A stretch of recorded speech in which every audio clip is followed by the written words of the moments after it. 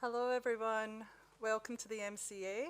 My name is Stephanie, I'm a programs producer here, and before we begin tonight's panel discussion, I would just like to acknowledge the Gadigal people of the Eora Nation, the traditional custodians on the land and waters of which we meet, and I pay my respects to elders past, present and emerging. Tonight is our panel discussion, Contemporary Photography, Process, Practice and Place, which is in partnership with the Power Institute. I am pleased to introduce you to Nicholas Krogan, who is Programs Officer at the Power Institute and will also be leading tonight's panel discussion. So without further ado, over to you, Nick. Thank you so much.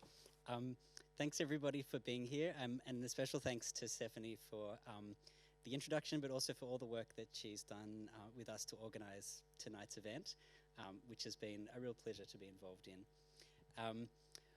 The Power Institute and the MCA is partnering on this event, but we're also part of a broader partnership which is going to be taking place over the next 3 years, focused on the idea of visual research. And one of the ambitions of that partnership is to reshape how we imagine what research is in the visual arts. Visual research, we are starting with the assumption that visual research is not something that only takes place at universities, but also is a living practice of artists and curators.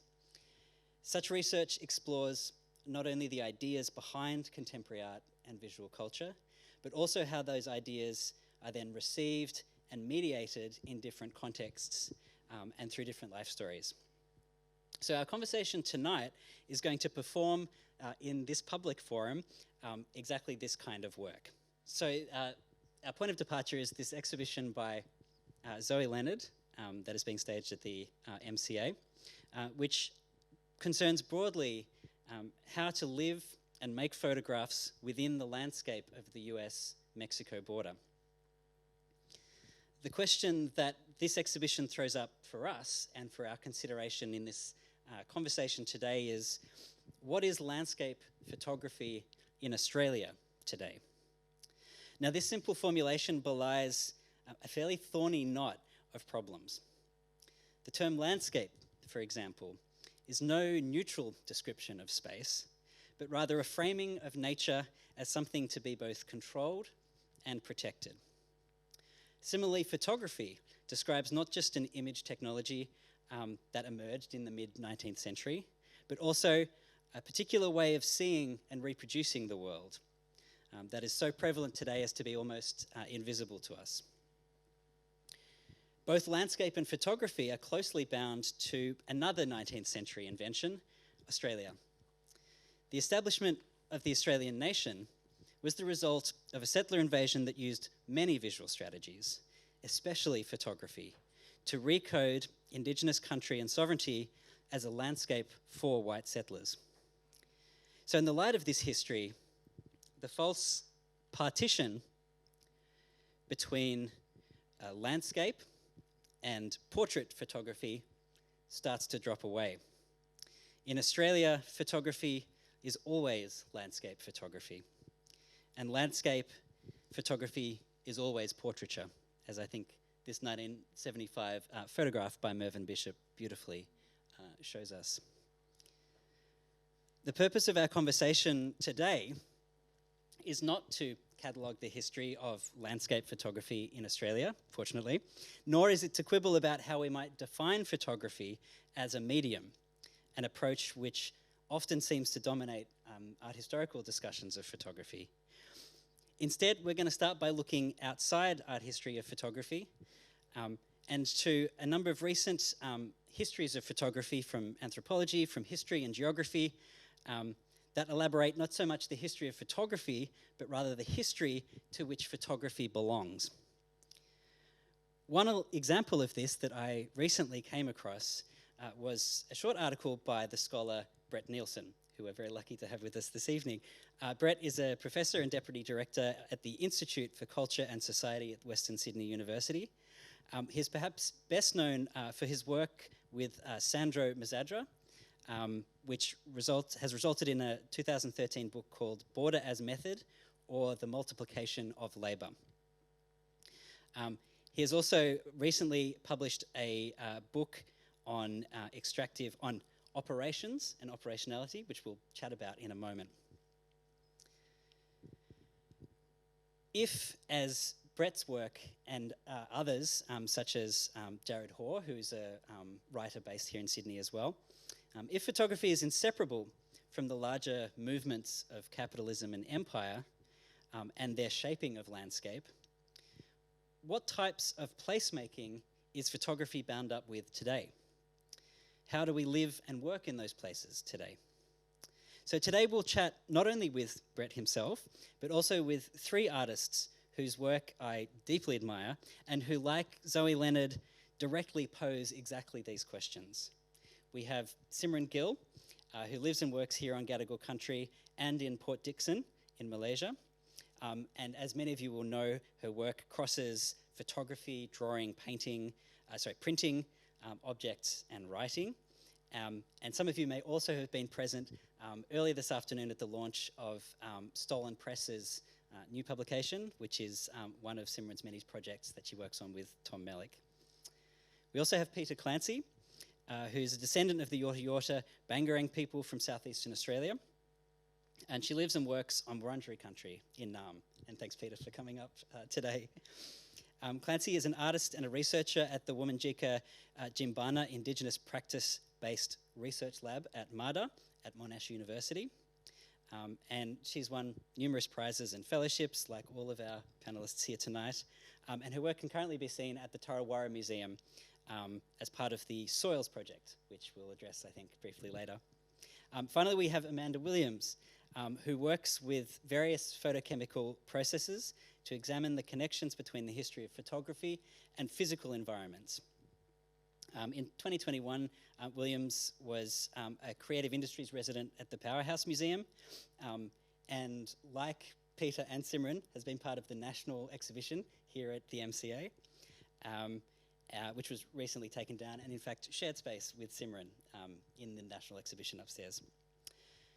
So ultimately, landscape photography is not really our topic tonight, but rather a useful hook on which to hang a thinking, what I'm calling a thinking out loud from all of us, about land and country, about placement and displacement. So before we get on to our discussion, please join me in welcoming our four speakers.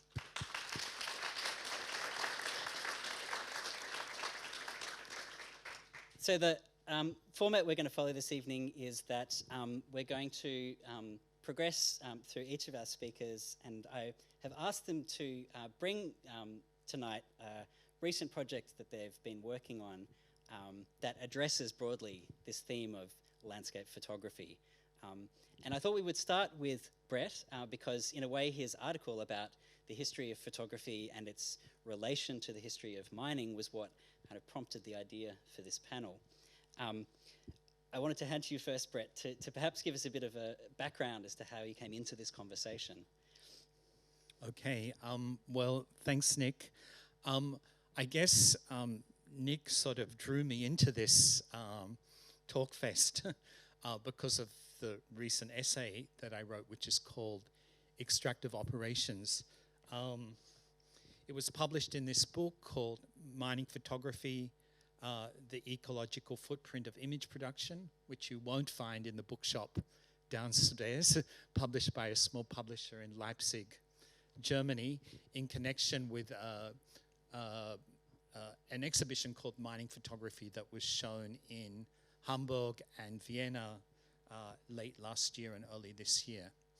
And the essay I wrote is, they really asked me to follow the relation between photography and one particular, I don't know what to call it, substance, element, metal, commodity.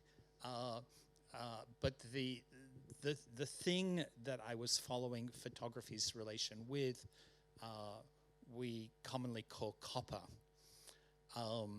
So I was interested in the trajectories of copper into the daguerreotype in the 19th century iterations of photography, and the way those technologies changed, and the way that we can trace a certain kind of, I don't want to call it a line because it's full of discontinuities as well as continuities, but we can trace this through to the current history of copper amongst the so-called transition or critical minerals that are at the center of many fantasies and many struggles today. So I'm not somebody that usually writes about art history or photography. I have quite a different kind of cut into this conversation. You know, in the 90s, I sort of started to style myself as someone thinking about the concept of globalization, which is, you can't get more catch-all than that. But I was always interested in the, you know, getting behind this idea of flow, which is, you know, an abstract concept that has quite an interesting history, but I was interested in the processes of how things move, whether that's people through processes of border and migration, or whether it's through the transports of goods and services. So I became interested in logistics. And I can just show you slides of a few projects I did. These projects really involved gatherings in different parts of the world, orchestrating, curating research processes, usually involving academics, artists, and activists who would come together in various ways, sometimes sequentially, sometimes simultaneously, in these sites, usually cities, to conduct an intense kind of series of seminars and research processes. So if you can move on, there was this one, transit labor based in Shanghai, Calcutta, and Sydney. The next one was Logistical Worlds. This is all research funded by Australian Research Council. And it's in this project, this was a project around, we actually started this in around 2011. It was a project about China's interest in port infrastructures around the world. We were into this before Xi Jinping's September 2013 speech announcing the Belt and Road Program. So we're in a kind of whirlwind once we got into this research, which was based in Piraeus, the you know, Chinese-owned port, now fully Chinese, leased to a Chinese state enterprise in Greece, Valparaiso in Chile, and Calcutta. But it was in Valparaiso where the anticipation of Chinese investment in the port evaporated that I really got into tracing the logistics of copper and published several works and chapters around this particular topic, and that's where the curators of mining photography got hold of me, because they could sort of see these traces. And then I went on to another project about data centers, about which I can't say much tonight, but I have a set of books that have come out of these projects, published with a series I'm involved in called Low Latencies, and I have about 10 copies of each, and I can share them with others on the panel and in the audience if they'd like to take a copy later in the evening. So that's how I got into it. Right. Well, thank you. I mean, Yeah. one question I wanted to ask immediately was, in my intro, I talked about the kind of entanglement of landscape or understandings of place and land and country, the history of photography and the history of Australian nationhood. And one of the ways your article kind of links those ideas is through the idea of the history of extraction. And I was wondering if you could say a little bit perhaps about what that term means and how it helps us think the history of the past 200 years that all these things are kind of entangled with. Yeah, well, I mean, extraction, I understand it as a kind of material process of literally taking out from the Earth's surface, depth, or biosphere. It is readily associated with mining in the sense that we know it well in this country, but also in the sense that the idea of mining is deployed today, for instance, in the ubiquitous trope of data mining. So I'm after a more expanded concept of extraction. I don't think of data mining as a metaphor. I guess it is in some sense, but I think of this mining as a kind of narrow understanding of extraction. And when we build it up to the economy in general, I think of it in this wider sense.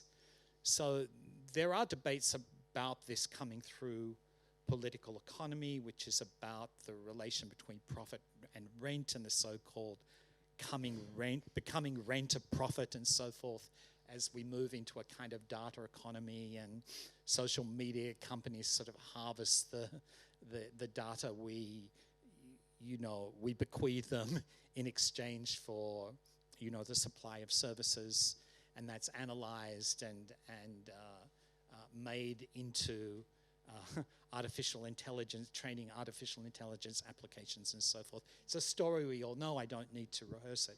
But I want to draw that back down to the land, to space, to place in the work that I do. So that's very much the move that I'm interested in making. And in doing that, you encounter all sorts of struggles around extraction. Indigenous people in this country, but also in other places in the world, have been at the forefront of struggles against extraction and affected by extraction. So that's what it means to me to acknowledge country and to recognize that we sit on Cadigal land tonight. But it's also a matter of thinking through that kind of coming down to earth and how it relates up to wider social and cultural process, including in the photographic image. Mm-hmm. So how do we read this behind the surface of the image, or, as you say, the photography of which the history of which photography is a part, is a question that interests me. Yeah.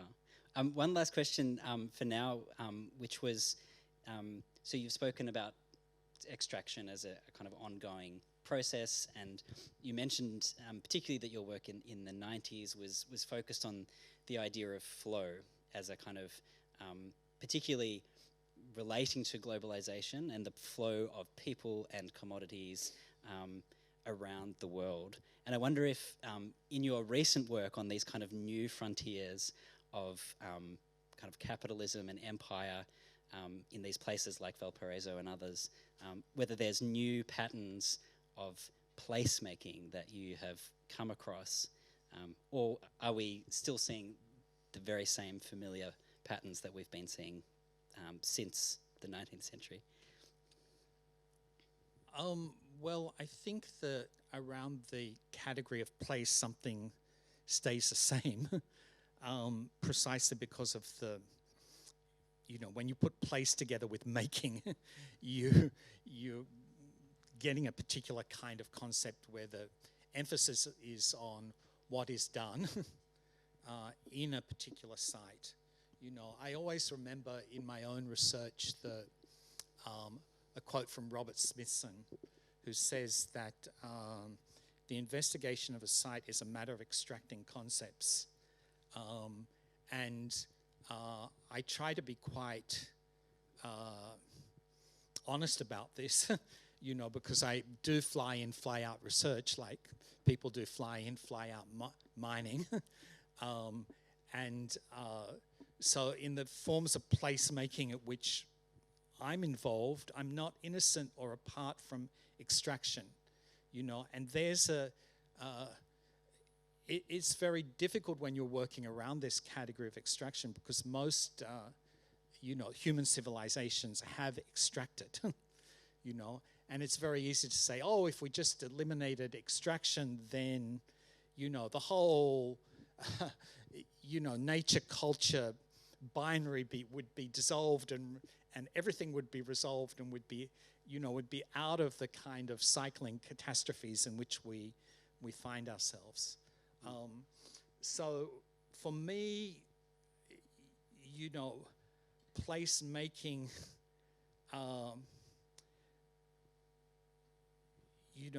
well, it depends where it's happening. If it's in the sacrifice zone, it's very different from, if it's, as it often is, trying to find some kind of refuge or place where one can live,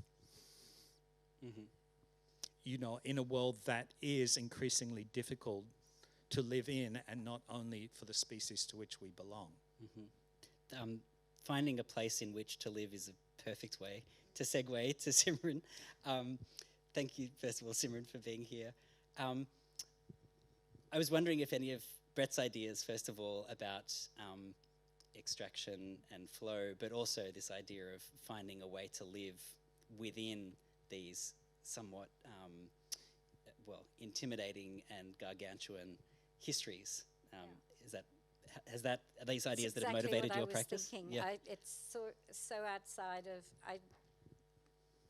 listening to Brett and thinking, how am I going to speak after that? Because as an artist, as most of us do, I work with specificity and detail, and kind of the reverse of extraction, if you like.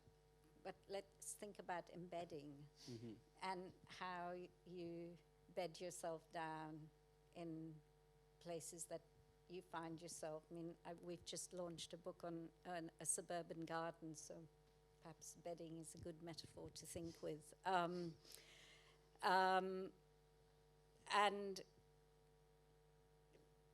I didn't supply an image because I took it literally, but I'm actually going to talk about a work that's upstairs before I get onto the photographs, which is Maria's Garden, which is a work that I made, started to make and actually completed during the lockdowns, because it was a neighbor's garden that was being, we knew it was going, she had died and the property had been sold and it was literally excavated. It's now an underground car park and a commercial building on top of it. And we had so much time on our hands, and I started to think about how the problem of recording Maria's Garden was just an invented problem, just a thing to think about. One could get in really easily. The side gate wasn't locked.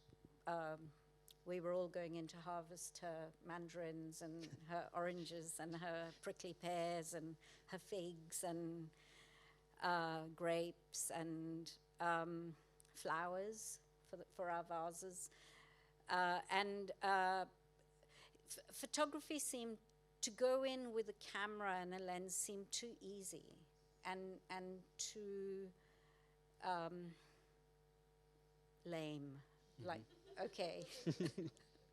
Was there a sense that there would also kind of distance you from the practice that you're actually engaged in, which was taking the fruit and taking the flowers and enjoying the garden? Precisely. Yeah. And also somehow maybe, if I'm honest, also soften a little bit what I think of as the tough end of the work that I do, which isn't to be in a garden to photograph fruit in the autumn. And so I started to think about what would have been the processes that came before, and what also was, like, if I was making a record, then that is literally you're taking one of each specimen, and so you without wanting to take up too much of the time here, you find yourself not so much in the proto but the pre-photographic technology where the proto meaning you would have used light in some way on paper to filter through the material. This is even before that, where you're actually using a pigment or ink and working with making the records of things. And I remembered something that I'd read actually in a book on the history of photography, an essay by Carol Armstrong, the historian of photography, where she talks about a book on a folio on the coconut palm made by missionaries somewhere in the Pacific, in the South Seas, who had taken a press with them to print Bibles, but had obviously got quite bored and decided to experiment with putting segments of a coconut tree through the press, which they had somehow managed to slice down finely enough. So there you have that relationship between text and printing, and it quickly, to my mind, led to photography, because I think of photography as a process of writing. And so we have Maria's Garden, where I also attempted to make a hortus, if you like, a complete compendium of what she had. And alongside that, because the exhibition that I was invited, the show had previously been shown at the Buxton in Melbourne, and then I was later invited to show it here in the National. And just to make that complicated, it felt, again, too easy to put in a piece of Marrickville in a show called The National. I decided that I would throw something else in, and at that time had been working with my friend and longtime printing collaborator, Sandra Barnard, who's here somewhere. I can't spot her at the moment. And I had taken to her, I had been photographing for 20 years the same site, which is the mangroves in front of, on the coast where I grew up. From it precisely the same vantage point, because I had found photographs that my father and my grandfather had taken from, I think, pretty much the same vantage point as well, except the trees come and go. And after the lockdown, I said to Sandy, you know, I've got 20 years of these, and can we start looking at them and start printing them, because they've never been printed. So again, do you photograph? There's a lot in this. Like the act of the photography was to stand in the footprints of a way of looking. Was there a need to actually turn them into prints? I don't think I'd got to that stage, and it took me 20 years to start making them into prints. Why were we making them into prints? Because the processes were starting to be lost, and I've started going to see Sandy with the negatives and figuring out, okay, so these are negatives, these are positives, these are black and white, these are color, these are this and this, that, what's possible. I love how in your photographic works, they're always themselves a mini history of photography, because there's always, or there's often a gap between the taking of the photograph and the printing and the showing of the photograph, or the photograph and the original kind of instigating photographic impulse, which might be the sort of photographic impulse might be one way to describe the kind of pressing of Maria's Garden that you mentioned. I wanted to talk about that a bit more, to ask, within Maria's Garden, we have a sort of, on a very small scale, some of the kind of processes that we've been talking about. I mean, Maria's Garden was itself a landscape. Mm-hmm. It was a landscaped piece of country made by an Italian immigrant who was making a home for herself in a place that was not her own. And similarly, the practice of cataloguing as well is one that we might think on a grand scale as a key technique of kind of Western Enlightenment thinking. But were you thinking of in making this work, kind of replicating those processes at a smaller scale? Or were you thinking of critiquing them in some way?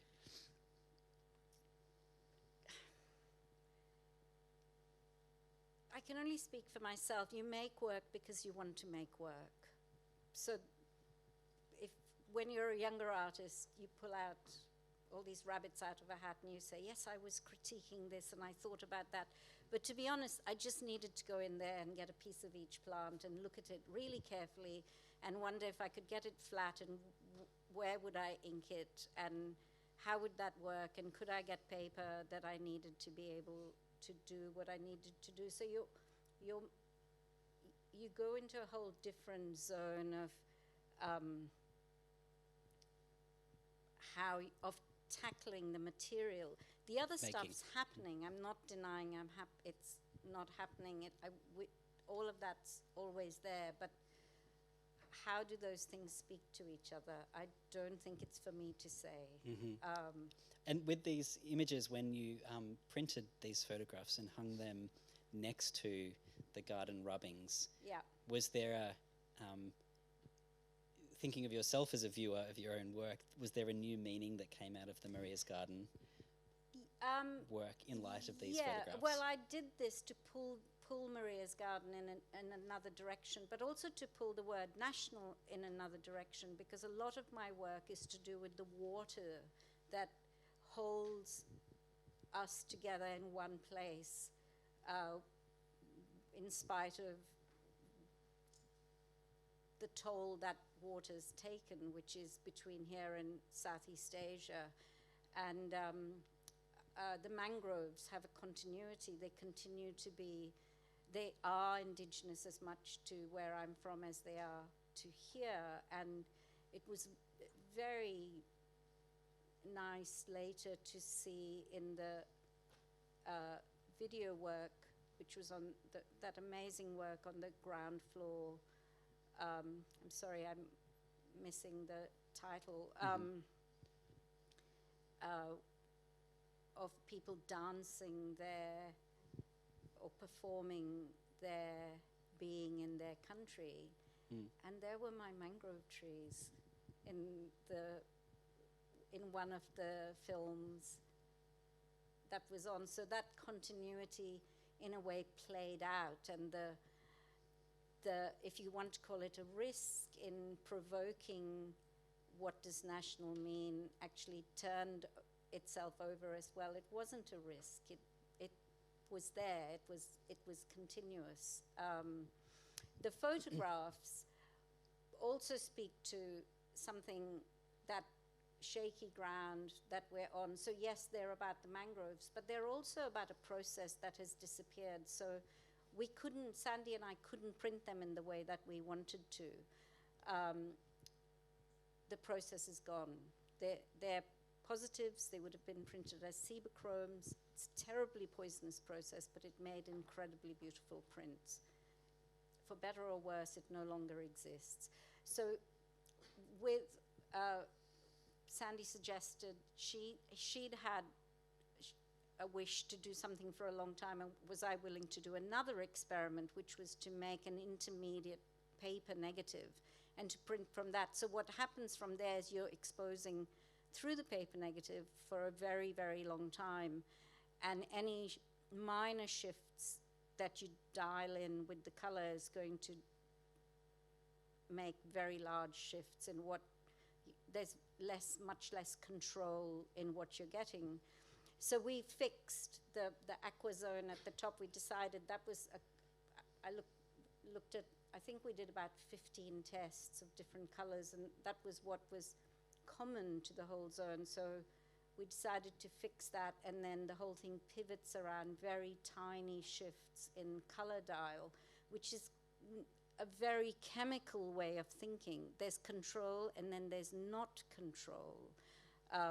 You think you're in place, but you're not really. The tiniest shift pushes you over. And we finished up, I'm not sure if this even speaks to anything you're talking about, but it's something about why the photographs have this unfixedness, they're moving around a kind of central hinge. And it's a way to think about place as well. And if we think of the larger histories that Brett's work addresses, of the kind of circulation of commodities and the circulation of images, and of photographic images is obviously a key part of that history. I've always enjoyed how your work is deeply inefficient and interrupts that easy movement that photography as a historical practice has been connected to. I thought I might use that opportunity to move across to Peter and ask you about your work. I thought I might start by going back to your work before these recent projects, when your photographic practice was connected more to images of the body and of human form. And there seems to me to be a sort of jump between these works and a turning towards country and images of country. And I was wondering what precipitated that shift. Sure. That's a great question. And before I start, I'd like to acknowledge the Gadigal people of the Eora Nation, pay my respects to elders past, present and emerging, and to all First Nations people here today. And thanks everyone for being here, and thanks for the invitation.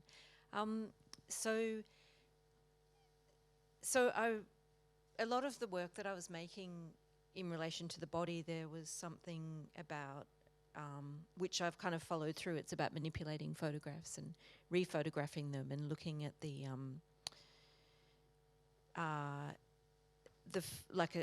a kind of a straight photograph doesn't always say or explore what I really want to explore. A number of things kind of came together at the same time that really gave me a really strong feeling of moving toward exploring country in my work. And I'd been making work, I'd been doing a residency at Museum Victoria looking at threatened and endangered moths and butterflies. And, just looking at these insects that had been pinned, and they were just kept in drawers in darkened entomology department at the Museum Victoria. And I really had a feeling that I wanted to return the insects back to where they'd originally lived. And so I looked at underneath, and there are little labels that indicated exactly where the insects had been collected from. And so I started going to the places where the insects had been collected from, and collecting a little bit of soil. So that I went all around kind of Victoria to collect soil, and then I would use the soil to create backgrounds to then photograph the insects on as a kind of a metaphoric way of returning them back. And then at around the same time, a couple of things kind of came together. One was coming across the Victorian Aboriginal Massacre Map, which was put together in about 1988 by the Koori Heritage Trust, and it documents about 61 massacres that occurred in the 19th century in a very short kind of period, over a period of 12 years. And so I kind of felt like there was a before and an after moment, having grown up in Naarm and spending a lot of time in Victoria. And then also my Aboriginal grandmother, she was very much in denial of her Aboriginality, and she was ashamed of being Aboriginal. And when she was, 89 when she died, but when she died, she said that she wanted to return back to country. And so she didn't, because she was in hospital in Naarm. And so I think all those things kind of came together, where I felt really strongly to explore the massacre map in some way, and to return to country. Mm-hmm. And in doing that, so there's sort of a reparative approach to photography, or photography as a kind of reparative tool. I know that underpinning that as well is a deep commitment to collaboration and a kind of a protocol or an ethics of engagement with that country. Could you say perhaps a little bit about how that sits behind the work that you do, and perhaps thinking particularly about this project, the Undercurrents body of work? Yeah, sure. So when I first wanted to explore the Victorian Aboriginal Massacre Map, I was invited to do a residency with the Koori Heritage Trust, and I worked with the Djadjawarang community to explore massacre sites on Djadjawarang country. And there was a commitment from Rodney Carter, who's the CEO of the Djadjawarang Clans Aboriginal Corporation, as a kind of, he was really interested in working or enabling me to create work in collaboration with traditional custodians as a means of truth-telling and healing. And so I put a call out to the Djadjawarang community and two traditional custodians, Mick Burke and Amos Atkinson, got in touch with me, and we spent time on country. We didn't go step onto sites, but we would kind of be at a distance from them, and we went on country. And some of the sites that we went to were just farmland. They're really unassuming. Then we visited this particular site, and it's the massacre site is underwater, and because it's a weir, it's on a river that's been flooded. And Mick and Amos were talking to me about the power of the massacre site being underwater, because it meant that people couldn't walk on the massacre site, and also the water is really healing for the ancestors. And so I had thought originally that I'd explore a few areas, but I actually found it kind of much more honest to focus on this one particular area. So I spent about a year returning every week or every couple of weeks and photographing using my 5.4 film camera. And, I was really struggling with the photographs not kind of conveying, like just kind of repeating landscape photography, the idea of how I could actually convey the significance of this area. So I started printing out the photographs and developing this kind of performative process where I go back onto country to exactly the same location and to put the photographs onto a frame and show country the photographs, and then re-photograph the photographs at exactly the same location, and so that there's multiple ways of understanding country. And I was really interested in this kind of cut in the landscape as well, or on country. But this particular location, is incredibly traumatic area of country for Djadjawarang traditional custodians, but people like water ski on it, and I feel like it's almost like either I'm kind of peeling layers by taking part of the photograph away, but people have kind of communicated that they kind of recognise country, but there's something that's not quite right. So I'm really interested in photography, not so much, thinking about the idea of extraction. A lot of colonialist photographs of land or landscape. I've looked at one particular image by Nicholas Kerr of an area on Wurundjeri country, and it's taken at a very significant site, but it was photographed by Nicholas Kerr using black and white material, and then it was converted into then it was printed, and then it was hand coloured, and then it was turned into a postcard. So it's kind of like this, it's turned into an object, country's turned into an object. And if you just go to the next one. So this is an installation, Birarung Barbrungaguk, and it's about the confluence of where two waterways meet on Wurundjeri country. It's where the Birrarung, or the Yarra, meets Brungaguk, which is Watts River that runs through Healesville.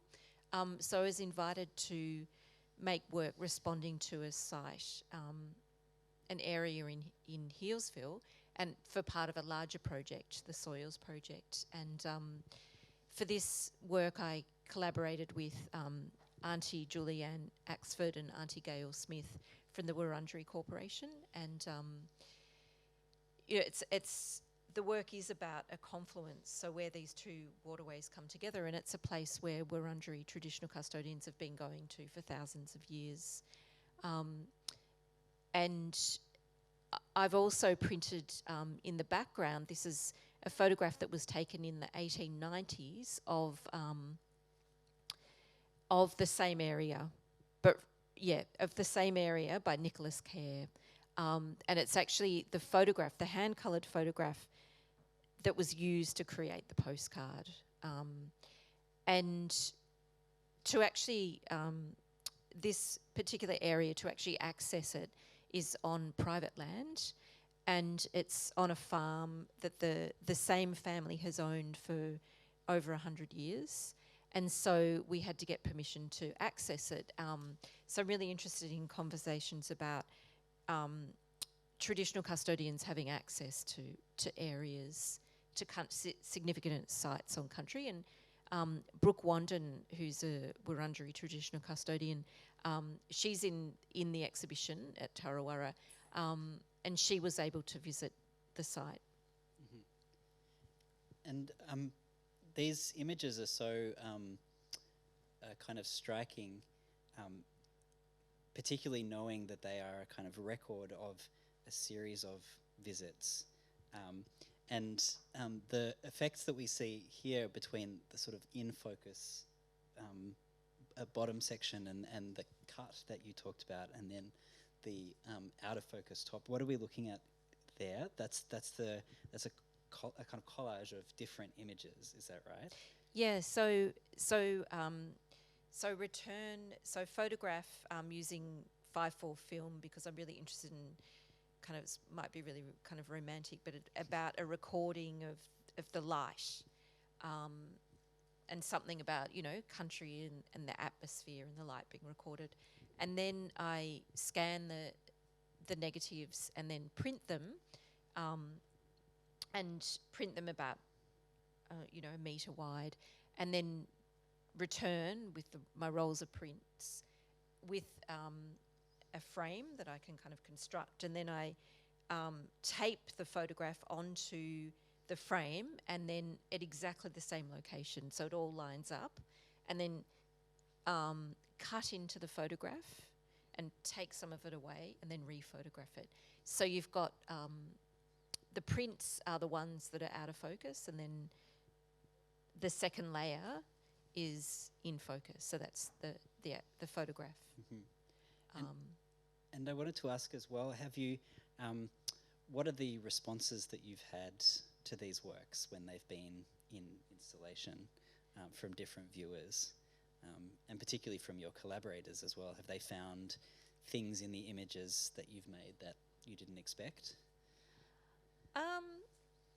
I think, yes. I think it's, like the work, the undercurrent work which was made on Djadjawurrung country was, I think the thing that I enjoyed most about, or that I found was most powerful about presenting the work, was when I presented the work. So one of the images was from the National at Art Gallery of New South Wales, but previous to that I presented the work at the Koori Heritage Trust, and there were lots of members of the Djadjawurrung community who were there, and it was what an elder, Auntie Faye Carter, asked me, how it was making work at this particular, site of trauma,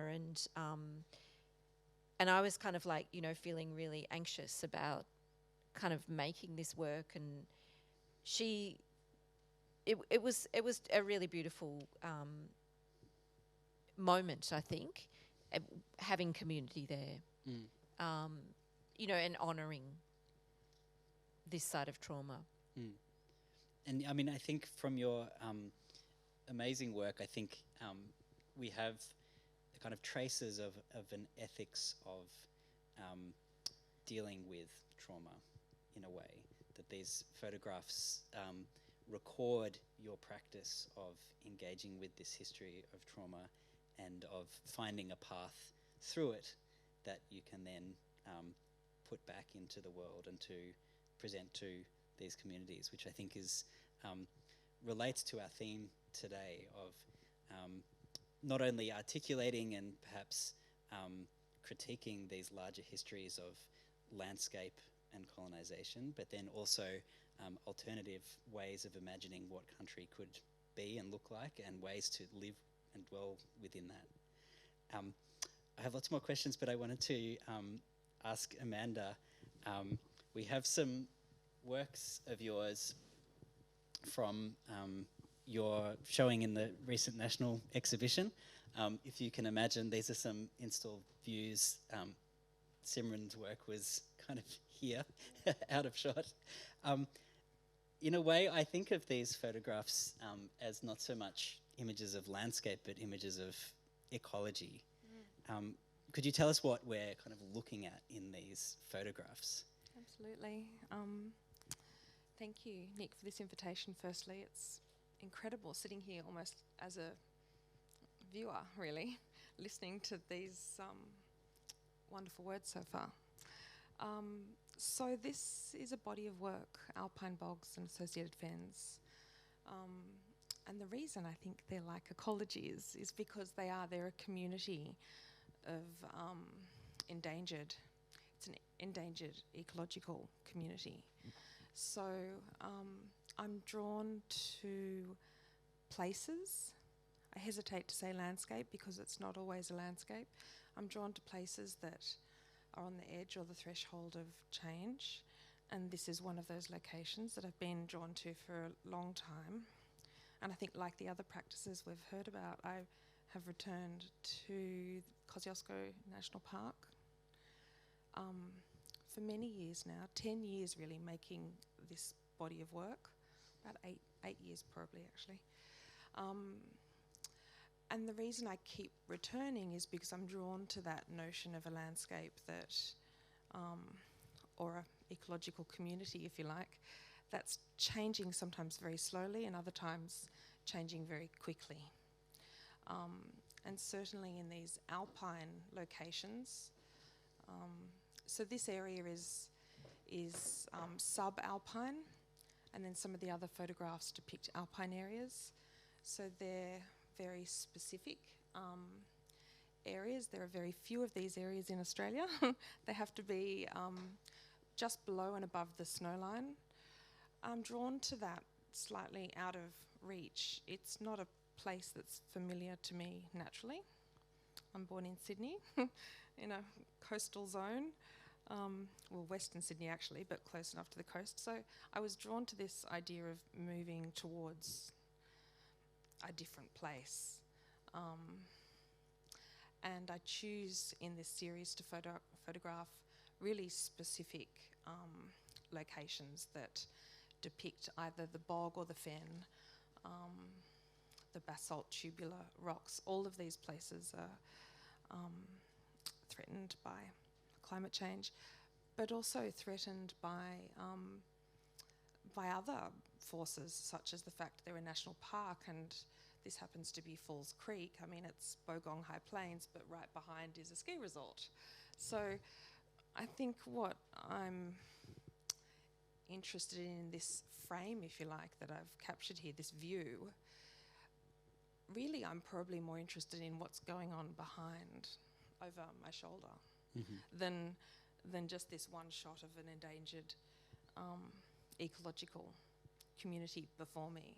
So it's that push and pull, I think, between what I'm focusing on, quite literally with my camera, and then this, it's another history, it's a multi-layered history, it's a national park, it's an endangered site, it's a ski resort. It's a source of electricity. The Kiwa Dam is very close by, so these are complex locations. And I know that in your, I mean, hanging sort of over these works is, of course, the kind of longer history of national parks and their kind of key role in establishing, you know, a certain understanding of landscape as something that is has a wildness to it that has to be then protected, and that's deeply entangled with these longer kind of settler colonial processes that we've been addressing. But I know that your practice involves a kind of being out in these parks, but then also returning to the darkroom and spending time in the darkroom experimenting with process, and I guess, like with Simryn's work, pushing the inefficiencies of the practice and its kind of its outmoded edges, perhaps.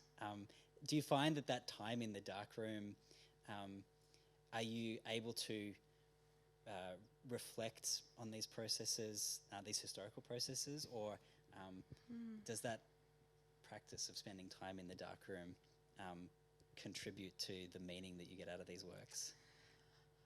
I don't know which way to answer the question first. I think the darkroom feels like a creative space as much as having the incredible ability to be able to visit these locations. They're both sources of creative process, and they're both places that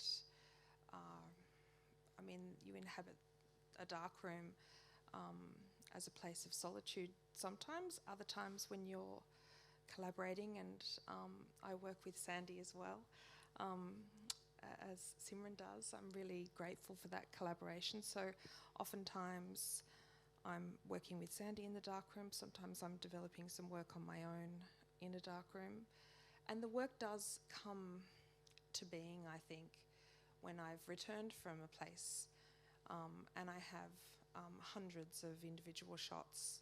I shoot on a medium format camera, so I have 10, sometimes 12, depending on the format of the camera. I have a few different ones. So if you imagine 10 images on one roll times 30 rolls, that's a lot of individual images to have a look at in that darkroom space, in the studio space. And the fact I've been visiting this landscape for such a long time as well means that I've created an archive of this really fragile ecosystem. And I was looking back at photographs recently that I took on a trip in January back to this same location. And then the last time when I took these photographs was in 2019.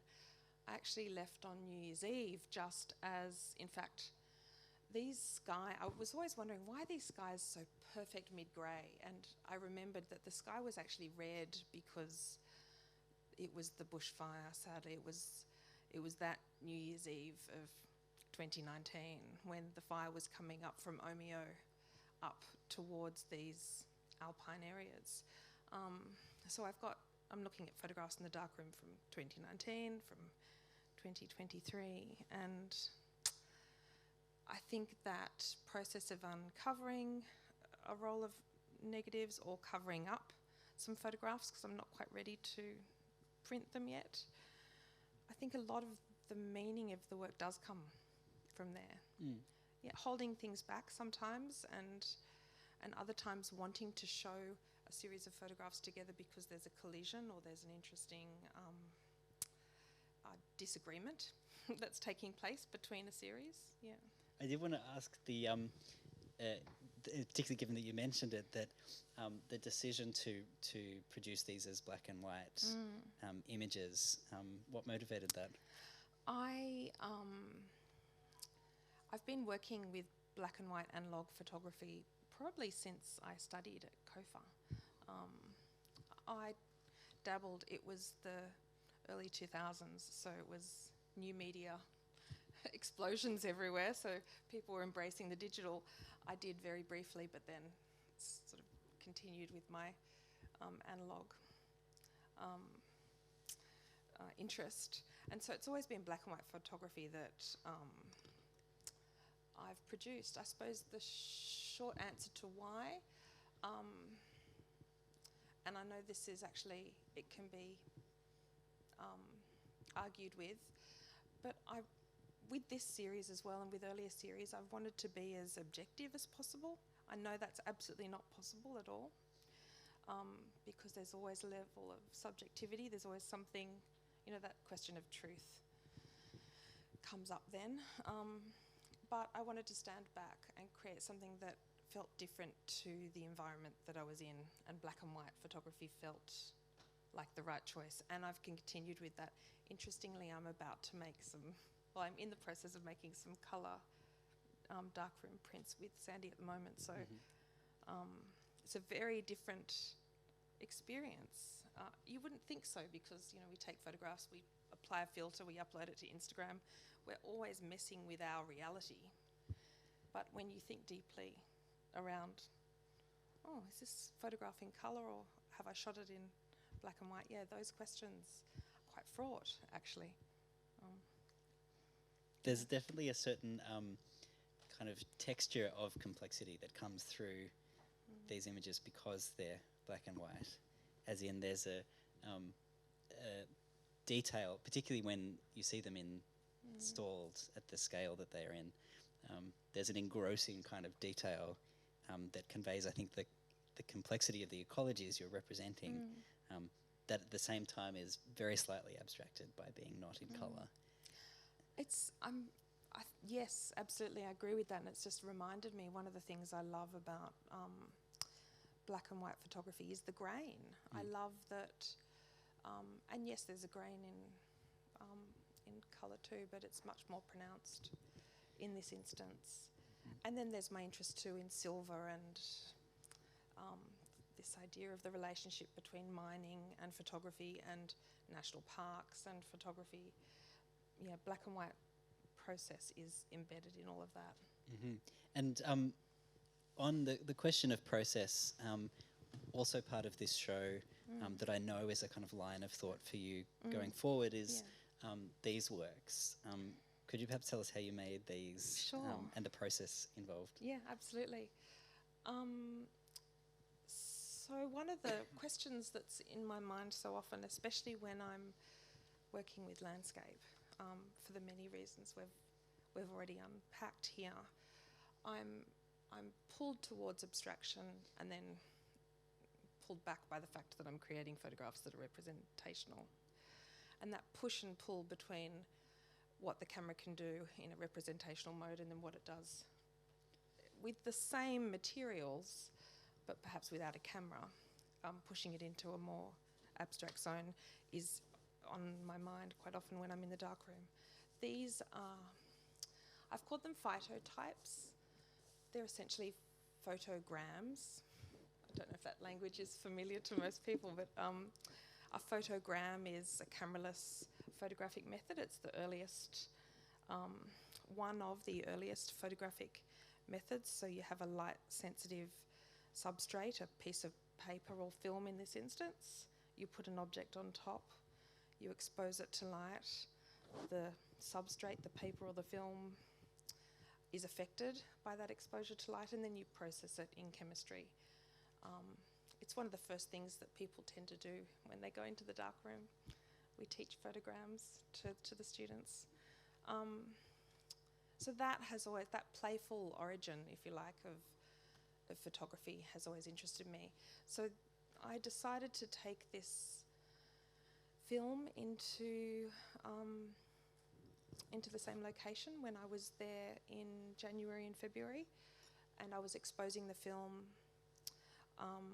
in the locations that I was also photographing the landscape, and just quite literally placing the film amongst the flowers. And you can actually see, in many instances, the shadow, if you like, as the flower presses against the film, then putting it back in a black bag, and then returning to the darkroom with this bag of films and some stray pieces of vegetation, I must admit, did make their way back on the film itself. And then they were re-exposed to light, and then that pressing, if you like, of the film against the flower out in the landscape had left this latent mark. And the colour that you see is actually what's happening to the black and white film that I was using. So I really love this idea that black and white's not really black and white. You know, you've got, I mean, it's beautiful.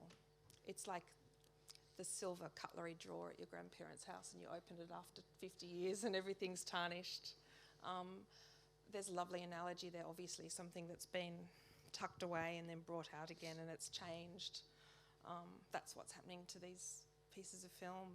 They're not fixed. They will continue to change over time. And Simryn used that word too earlier, this idea of a landscape, a history being unfixed, I think is really special. And a sort of counterpoint in a way to the history we began this conversation with, and Brett's kind of description of a history of photography, or a history of extractive processes in which photography, due to its reliance on certain chemicals and so on, is deeply bound. But then on the other hand, your practice is a kind of remaking visible of the way in which photography is also part of these very minor, we could say, or often imperceptible processes of change, along with the materials that they're made up of, and are not separate from those in any particular way or any deep way. We've sadly reached the end of our time, perhaps gone past it.